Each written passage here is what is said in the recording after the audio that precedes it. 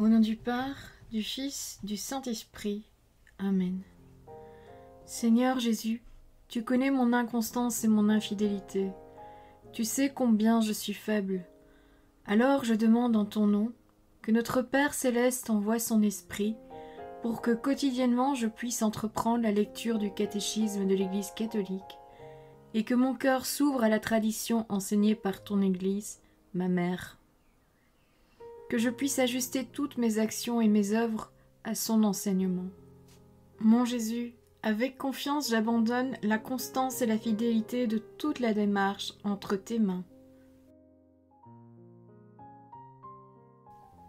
Que Saint Michel Archange et mon ange gardien protègent et défendent chaque moment quotidien consacré à cette lecture.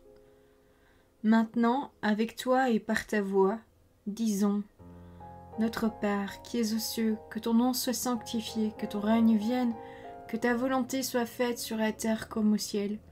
Donne-nous aujourd'hui notre pain de ce jour. Pardonne-nous nos offenses comme nous pardonnons aussi à ceux qui nous ont offensés. Et ne nous laisse pas entrer en tentation, mais délivre-nous du mal. Amen. Ensemble, mon Jésus d'amour, saluons notre sainte maman, la Vierge Marie. Entre ses mains, je remets mon cœur, mon âme, ma volonté et ma vie, afin que par ses soins règne en moi la volonté du Père, et qu'en ses mains mes œuvres soient gardées, transformées, en parfaite offrande rayonnante de la lumière de Dieu, pour sa gloire, le salut des âmes et la consolation des âmes du purgatoire. Je te salue Marie, comblée de grâce. Le Seigneur est avec toi, tu es bénie entre toutes les femmes, et Jésus, ton enfant, est béni. Sainte Marie, Mère de Dieu, prie pour nous, pauvres pécheurs, maintenant et à l'heure de notre mort. Amen. Je te salue Marie, comblée de grâce, le Seigneur est avec toi. Tu es bénie entre toutes les femmes, et Jésus, le fruit de tes entrailles, est béni. Sainte Marie, Mère de Dieu, prie pour nous, pauvres pécheurs, maintenant et à l'heure de notre mort. Amen. Je te salue Marie, comblée de grâce, le Seigneur est avec toi, tu es bénie entre toutes les femmes, et Jésus, le fruit de tes entrailles, est béni. Sainte Marie, Mère de Dieu, prie pour nous pauvres pécheurs, maintenant et à l'heure de notre mort. Amen. Ô Saint-Esprit, par l'intercession du cœur immaculé de la Sainte Vierge Marie, et par le cœur chaste de Saint Joseph, donne-moi un cœur doux, humble, pur, miséricordieux et charitable. Rends-moi docile à tes célestes inspirations, et prompte à y répondre. Que mon cœur enflammé de ton amour soit en toutes ses œuvres dans la volonté du Père, œuvrant ainsi sous ton joug léger et joyeux.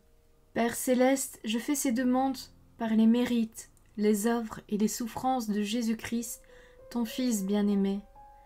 En mon nom, au nom des âmes de ma famille, au nom des âmes de mes proches, au nom des âmes qui se sont recommandées à mes prières, au nom des âmes constituant ta Sainte Église, le pape, les cardinaux, les évêques, les prêtres, les religieux et religieuses, les laïcs, au nom des âmes qui ne te connaissent pas, des âmes des païens, des âmes des hérétiques, des âmes des apostats et des âmes froides. En tout temps, dans les siècles des siècles. Amen. Article 5. Dans le temps de l'Église. Numéro 2623. Le jour de la Pentecôte, l'esprit de la promesse a été répandu sur les disciples, assemblés en un même lieu. Voir le livre des Actes des Apôtres, chapitre 2, verset 1. L'attendant tous d'un même cœur assidus à la prière. Voir le livre des Actes des Apôtres, chapitre 1, verset 14. L'Esprit qui enseigne l'Église et lui rappelle tout ce que Jésus a dit, va aussi la former à la vie de prière. Numéro 2624.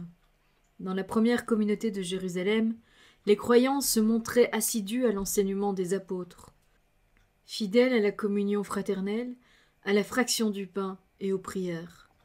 Voir les Actes des Apôtres, chapitre 2, verset 42. La séquence est typique de la prière de l'Église. Fondée sur la foi apostolique et authentifiée par la charité, elle est nourrie par l'Eucharistie. Numéro 2625. Ces prières sont d'abord celles que les fidèles écoutent et lisent dans les Écritures, mais ils les actualisent, celles des psaumes en particulier, à partir de leur accomplissement dans le Christ. L'Esprit Saint, qui rappelle ainsi le Christ à son Église, orante, la conduit aussi vers la vérité tout entière et suscite des formulations nouvelles qui exprimeront l'insondable mystère du Christ à l'œuvre dans la vie, les sacrements et la mission de son Église. Ces formulations se développent dans les grandes traditions liturgiques et spirituelles. Les formes de la prière, telles que les révèlent les Écritures apostoliques canoniques, resteront normatives de la prière chrétienne. Premier point.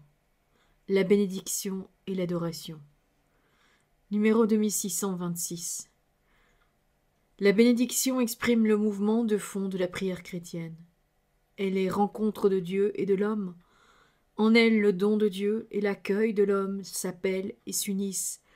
La prière de bénédiction est la réponse de l'homme au don de Dieu, parce que Dieu bénit. Le cœur de l'homme peut bénir en retour celui qui est la source de toute bénédiction. Numéro 2627. Deux formes fondamentales expriment ce mouvement.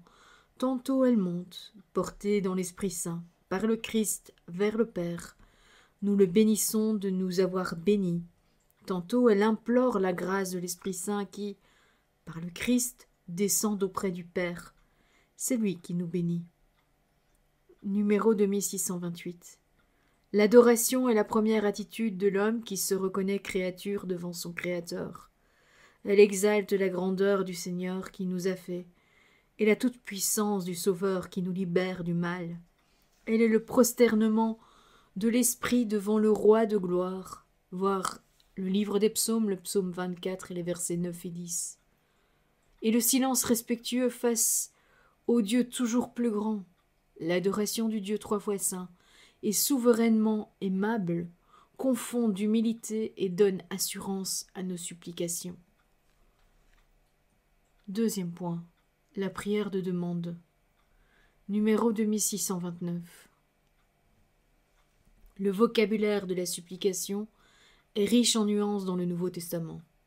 Demander, réclamer, appeler avec insistance, invoquer, clamer, crier et même lutter dans la prière. Mais sa forme la plus habituelle, parce que la plus spontanée, est la demande. C'est par la prière de demande que nous traduisons la conscience de notre relation à Dieu. Créature, nous ne sommes ni notre origine, ni maîtres des adversités, ni notre fin ultime, mais aussi pécheurs, nous savons comme chrétiens, que nous nous détournons de notre Père. La demande est déjà un retour vers lui. Numéro 2630. Le Nouveau Testament ne contient guère de prières de lamentation, fréquentes dans l'Ancien Testament. Désormais dans le Christ ressuscité, la demande de l'Église est portée par l'espérance, même si nous sommes encore dans l'attente et que nous ayons chaque jour à nous convertir. C'est d'une autre profondeur que jaillit la demande chrétienne, celle que saint Paul appelle le gémissement, celui de la création en travail d'enfantement. Voir la lettre aux Romains, chapitre 8, verset 22. Le nôtre aussi, dans l'attente de la rédemption de notre corps, car notre salut est l'objet d'espérance. Voir la lettre aux Romains, chapitre 8, les versets 23 et 24. Et enfin, les gémissements ineffables de l'Esprit Saint lui-même qui vient au secours de notre faiblesse, car nous ne savons que demander pour prier comme il faut. Voir la lettre aux Romains, chapitre 8, verset 26. Numéro 2631. La demande du pardon est le premier mouvement de la prière de demande. Voir le publicain. Aie pitié du pécheur que je suis. De l'Évangile selon saint Luc, chapitre 18, verset 13. Elle est préalable d'une prière juste et pure. L'humilité confiante nous remet dans la lumière de la communion avec le Père et son Fils Jésus-Christ, et les uns avec les autres. Alors, quoi que nous lui demandions, nous le recevrons de lui. Voir la première lettre de Saint Jean, chapitre 3, verset 22. La demande du pardon est le préalable de la liturgie eucharistique comme de la prière personnelle. Numéro 2632. La demande chrétienne est centrée sur le désir et la recherche du royaume, qui vient conformément à l'enseignement de Jésus. Il y a une hiérarchie dans la demande. D'abord le royaume, ensuite ce qui est nécessaire pour l'accueillir, pour coopérer à sa venue. Cette coopération à la mission du Christ et de l'Esprit Saint, qui est maintenant celle de l'Église, est l'objet de la prière de la communauté apostolique. C'est la prière de saint Paul apôtre, par excellence, qui nous révèle comment le souci divin de toutes les églises doit animer la prière chrétienne. Par la prière, tout baptisé travaille à la venue du royaume. Numéro 2633. Quand on participe ainsi à l'amour sauveur de Dieu, on comprend que tout besoin puisse devenir objet de demande. Le Christ qui a tout assumé afin de tout racheter est glorifié par les demandes que nous offrons au Père en son nom. C'est dans cette assurance que Jacques et Paul nous exhortent à prier en toute occasion. Voilà, c'est tout pour aujourd'hui. Je vous souhaite à tous une bonne et sainte journée. Que le Seigneur nous bénisse tous et que votre ange gardien veille bien sur chacun d'entre vous. Que la paix habite votre cœur ainsi que les cœurs des membres de votre famille.